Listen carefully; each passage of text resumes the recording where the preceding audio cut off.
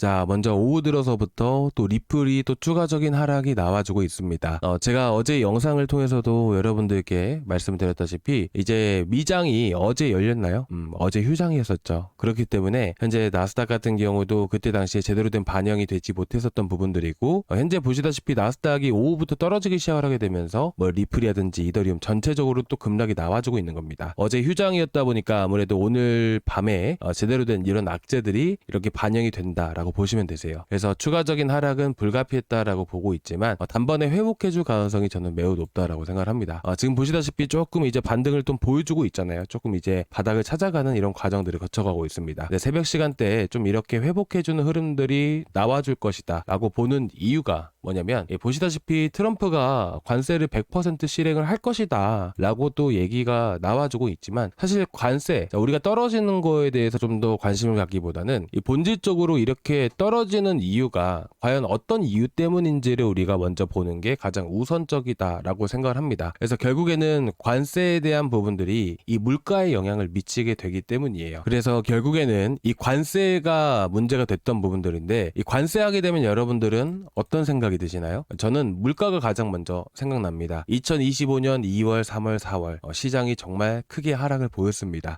그 당시에 이 관세에 대한 문제 때문에 또 부각이 됐던 부분들인데, 관세가 그 당시에도 왜 문제가 됐었냐면, 이렇게 QT 이렇게 양적 긴축을 통해서 물가를 잡아놨습니다. 그쵸? 물가를 힘겹게 잡아놨는데 트럼프가 관세를 매기게 되면서 어떻게 되나요? 이 관세라는 게 결국 물품 가격을, 이 소비자 가격을 올리는 역할을 해주게 되잖아요. 그렇다 보니까 물가 전체적으로 상방 압력을 받으면서 이렇게 또 물가가 다시 올라갈 수밖에 없습니다라는 이런 분위기가 형성이 되었었습니다.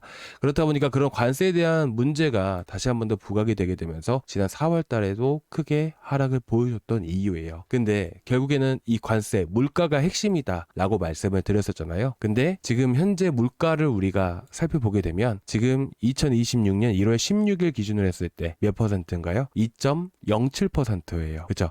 자, 아마 이제 체감이 안 되시겠지만 작년과 한번 비교를 해보겠습니다. 작년에는 심하면 3.6%, 그리고 평균적으로 때는 3.3%를 유지를 해주고 있어요. 이 정도 수치면 3.3%, 3.4% 정도에서 자 보시면 2.06% 정도면요, 이 정도면 진짜 상당히 많이 둔화가 된 거예요. 특히나 유럽 쪽에서 들어오는 수입 품목에 대한 관세를 up여봐야 사실상 물가가 상승하는 그런 부분들이 그렇게 크지는 않을 거라고 생각을 해요. 대부분은 미국에서 수입 품목들은 뭐 유럽에서 많기보다는 오히려 중국 쪽이라든지 남미 쪽에서 들어오는 물품들이 상당히 많습니다. 그래서 특히 이제 CPI에서도 되게 많은 비중을 차지하고 있는 게, 예를 들면 우리가 이제 소비를 하는 데 있어서 가장 많은 소비가 이루어지는 게 뭐예요? 바로 먹을 것이죠. 이 먹을 것들은 대부분 신흥국 쪽에서 많이 들어오게 됩니다. 그렇다 보니까 유럽의 관세를 매겨봐야 사실상 앞으로 물가가 더 올라간다라고 얘기하기는 어렵다고 보는 것이죠. 그렇다 보니까 본질적인 부분들, 관세로 인한 물가 우려가 지금 시장에 퍼져지고 있는 것인데, 사실 오늘 이제 미장이 이제서야 본격적으로 열리는 부분들이다 보니까 일시적으로 반영이 돼서 이렇게 하락을 보여주고 있는 것이지, 이게 시간이 지나가게 된다면 사실 큰 문제가 되지는 않을 것이다 라고 보시면 될 것 같아요. 그래서 지금 보시게 되시면, 제가 밑에도 좀 보시게 되시면 21일 날 이 다보스 포럼에 대한 얘기를 제가 말씀을 드렸었잖아요. 21일부터 해서 2월 1일 전까지 해가지고 유럽 협상을 가지게 되면서 어느 정도 양보를 하게 되고, 이런 형태로 여러분들이 시나리오가 이어진다 라고 여러분들이 보셨으면 좋겠어요. 그래서 그동안은 시장을 다시 한 번 더 바닥을 다져간다 라고 보셨으면 좋겠고, 그래서 리플 같은 경우도 좀 더 하락폭이 확대되고 있는 분위기지만 이제 새벽 시간대에 일부 회복해주는 흐름들이 나와줄 것이라고 보고 있습니다. 근데 어쨌든 2월 1일까지는 뭡니까? 2월 1일까지는 어느 정도 바닥을 다져가는 과정이고, 그리고 이런 불확실성이라는 게 분명히 존재하기 때문에 그 전까지는 바닥 안에서 횡보하는 흐름들이 나와준다 라고 여러분들이 보시면 됩니다. 그래서 지금 떨어지는 거에 대해서 너무 걱정하지 않으셨으면 좋겠어요. 자, 그러면 결국에는 이렇게 떨어지고 나서 다시 한 번 더 강세를 보이는 흐름들이 또 나와줄 것인데, 그러면 우리는 이거를 또 위기라기보다는 하나의 기회로 보신 분이시라면 벌써부터 바닥에서 매수하실 종목들을 거를 좀 더 찾고 계시지 않을까요? 그러면 우리는 어떤 것들을 체크하고 보면 좋을까요? 바로 지금 보고 계시는 토탈3에 대한 흐름들을 보게 되면서 바로 찾아가면 돼요. 지금 보시게 되시면 토탈3라는 것은 알트코인의 지수라고 여러분들이 보시면 되세요. 특히 여러분들이 이제 시장하게 되면 대부분 비트코인에 대한 흐름들을 많이 보시잖아요. 근데 이 주식시장 안에서도 코스피, 코스닥이라는 게 있듯이 이 마찬가지로 코인 안에서도 토탈1, 토탈2, 토탈3라는 게 존재하게 됩니다. 그래서 현재 보고 계시는 것은 알트 전체에 대한 지수 흐름이다 라고 여러분들이 보시면 되세요. 그런데 자, 일단은 제가 쉽게 말씀드릴게요. 한번 올라가고 떨어지고 나서 올라갔다가 또 바닥까지 떨어지는 흐름들, 그렇죠? 자, 이 차트만 기억하고 이 체인링크에 대한 흐름들을 보겠습니다. 어떤가요? 정말 거의 비슷하게 움직여주죠. 그렇기 때문에 우리가 이 포트폴리오를 세울 때 가장 먼저 보는 게 시장에 따라서 움직이는 코인이 분명히 존재합니다. 그런 시장에 따라서 움직이는 대표적인 코인들이 체인링크, 아발란체, 에이브와 같은 코인들이에요. 이런 코인들은 말 그대로 준 메이저급에 해당된다 라고 보시면 됩니다. 아시겠죠? 그래서 토탈3가 아까도 보시면 아시겠지만 이런 식으로 다시 한 번 더 바닥을 형성을 하게 되고 상승을 나오게 되면 이 체인링크는 반대로 어떤 움직임을 보여줄 수가 있을까요? 당연히 이런 식으로 다시 움직여주다가 바닥을 찍고 상승하는 흐름들이 나와주겠죠. 자, 그렇게 되면 이 안에서도 못해도 15에서 18% 정도 수익 구간이라는 게 만들어지게 됩니다. 이렇게 안전한 코인, 근데 수익률이 다른 코인들에 비해서 상대적으로 좀 적잖아요.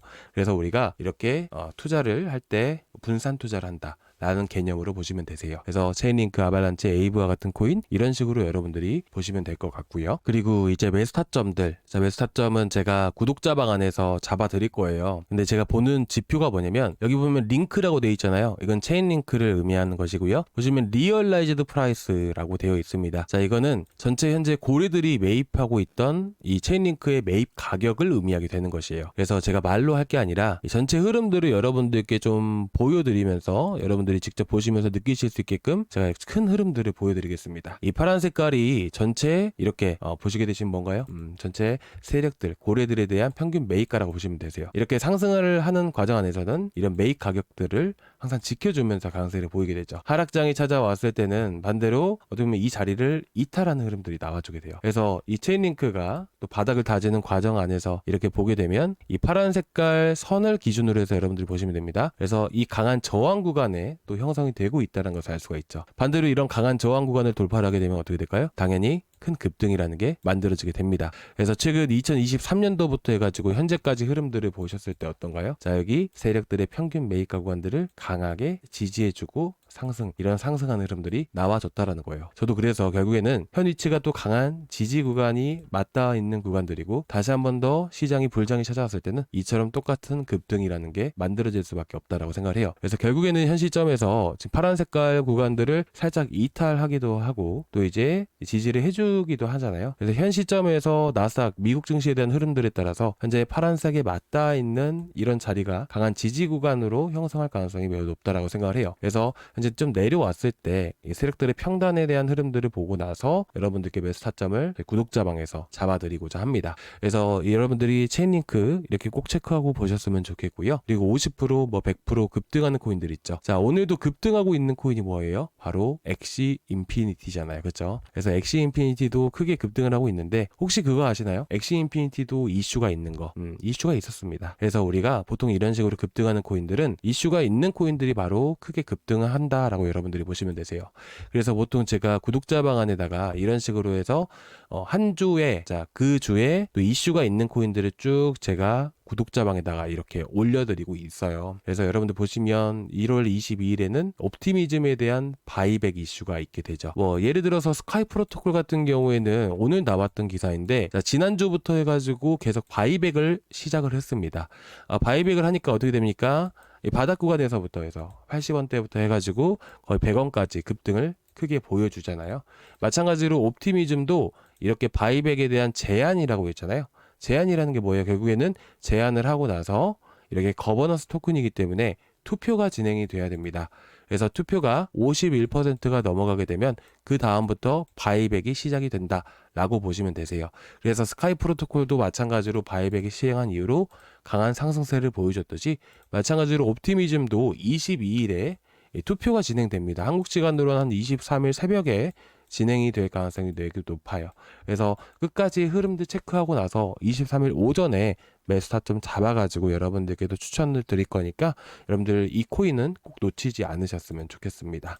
그래서 제가 웬만하면 지금은 시장 변동성이 워낙 크기 때문에 자, 어디까지 떨어지고 어떻게 되고 이런 것들을 말씀드리기보다는 좀 더 정확한 타점을 위해서 구독자방에서 드리고 있다라는 것은 여러분들이 좀 양해 좀 부탁드리도록 하겠습니다.